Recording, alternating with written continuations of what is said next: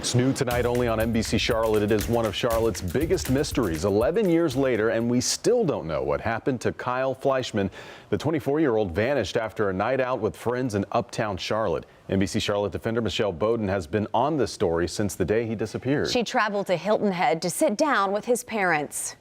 It's true what people say about time. Barbara Fleischmann says time has helped to dull the pain after her son Kyle Fleischmann disappeared from uptown Charlotte back in November 2007. I think of the good things. You know, that's what you're supposed to do. Think of the life, not the death. Kyle Fleischmann disappeared. The disappearance of Kyle Fleischmann. The outgoing, handsome 24-year-old Elon grad had been out with friends and ended the night at Buckhead Saloon. Cameras capture him walking on College Street towards 6th Street near Fuel Pizza. That's the last time anyone saw him. What do you think happened?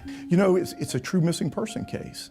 You know, we really don't know what happened. It was closing time at the bars, and Kyle had left his wallet and coat inside Buckhead Saloon. He'd made several calls to his best friend, his sister and dad, probably looking for a ride home. It was after 2 a.m. He didn't reach anyone, and he didn't leave any voicemails. I just think he was a victim of a robbery, and it must have got bad, and they took his life. Dogs tracked Kyle's scent to NoDa, near where construction was just getting started on new condos. 11 years ago, this was a neighborhood in transition. There's condos now, which we tend to believe he might have been buried under there, because at the time it was just open dirt that they were digging for the pipes. Kyle's dad says searchers that day remember a bad smell, and years later, people living there did as well. 3 or 4 years later, a lady contacted the police. She goes, well, you know what?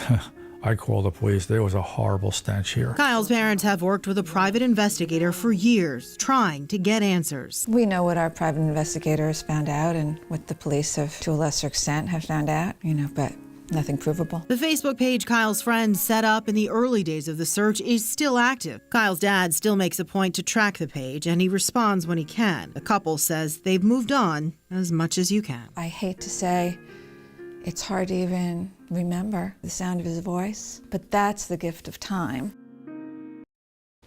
Well, if you have any information on this case, you're asked to call Crime Stoppers. That number is 704-334-1600.